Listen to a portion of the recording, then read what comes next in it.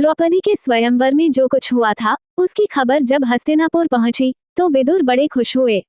धृतराष्ट्र के पास दौड़े गए और बोले, पांडव अभी जीवित हैं। राजा द्रुपद की कन्या को स्वयंवर में अर्जुन ने प्राप्त किया है। पांचों भाइयों ने विधिपूर्वक द्रौपदी के साथ ब्याह कर लिया है और कुंती के साथ वे सब द्रुपद के यहाँ कुशल से हैं। ये सुनकर धृतराष्ट्र हर्ष प्रकट करते हुए बोले, भाई विदुर, तुम्हारी बातों से मुझे असीम आनंद हो रहा है।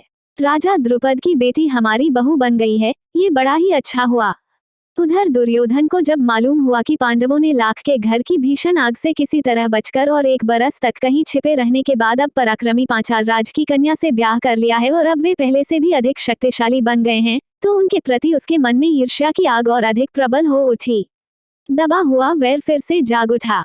दुर्योधन और दुशासन ने शकुनी को अपना दुखड़ा सुनाया, मामा अब क्या करें? अब तो द्रुपद कुमार धृष्टद्युम्न और शिखंडी भी उनके साथी बन गए हैं। उसके बाद कर्ण और दुर्योधन धृतराष्ट्र के पास गए और एकांत में उनसे दुर्योधन ने कहा, पिताजी जल्दी ही हम ऐसा कोई उपाय करें जिससे हम सदा के लिए निश्चित हो सकें।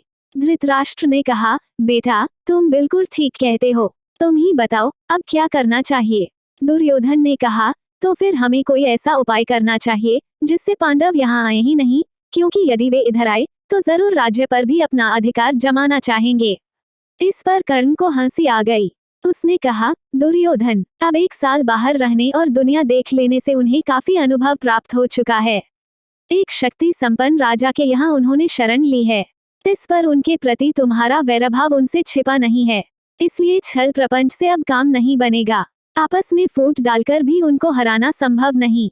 राजा द्रुपद धन के प्रलोभन में पड़ने वाले व्यक्ति भी नहीं हैं। लालच देकर उनको अपने पक्ष में करने का विचार बेकार है। पांडवों का साथ वे कभी नहीं छोड़ेंगे। द्रौपदी के मन में पांडवों के प्रति घृणा पैदा हो ही नहीं सकती। ऐसे विचार की ओर ध्यान देना भी ठीक नहीं है। हमारे पास केवल एक ही उपाय रह गया है और वो ये है कि पांडवों की ताकत बढ़ने से पहले उन पर हमला कर दिया जाए। कर्ण तथा अपने बेटों की परस्पर विरोधी बातें सुनकर धृतराष्ट्र इस बारे में कोई निर्णय नहीं ले सके। वे पितामह भीष्म तथा आचार्य द्रोण को बुलाकर उनसे सलाह मशविरा करने लगे। पांडु पुत्रों के जीवित रहने की खबर पाकर पितामह भीष्म के मन में भी आनंद की लहरें उठ रही थीं। भीष्म ने कहा, बेटा वीर पांडवों के साथ संधि करके आधा राज्य उन्हें दे देना ही उचित है। आचार्य द्रोण ने भी यही सलाह दी। अंग नरेश कर्ण भी इस अवसर पर धृतराष्ट्र के दरबार में उपस्थित था। पांडवों को आधा राज्य देने की सलाह उसे बिल्कुल अच्छी न लगी।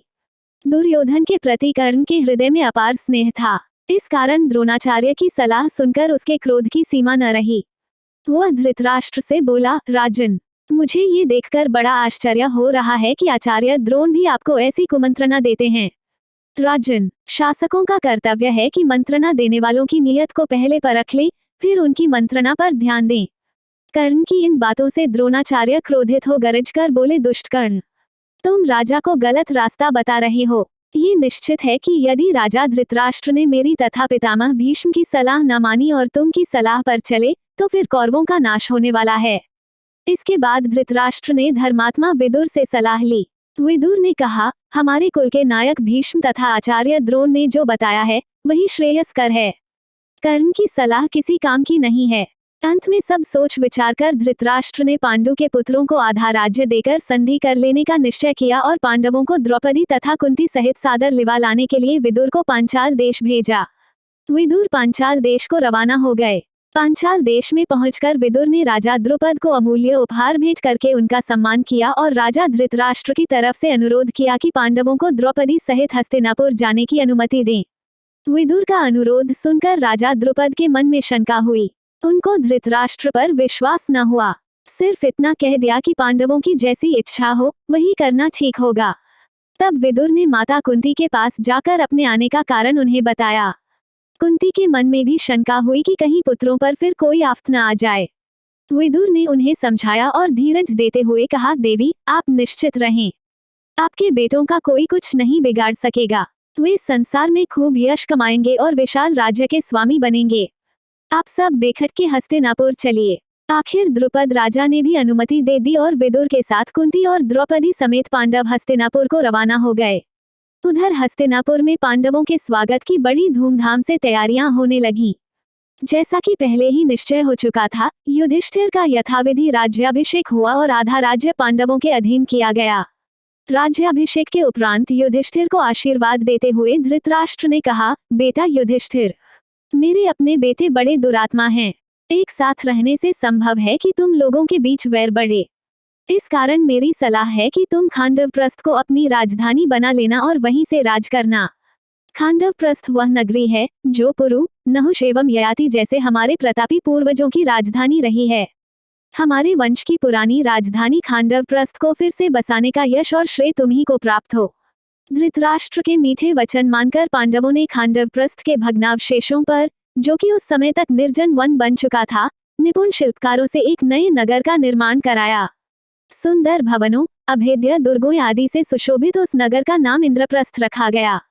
इंद्रप्रस्थ की शान एवं सुंदरता ऐसी हो गई कि सारा संसार उसकी प्रशंसा करते न थकता था।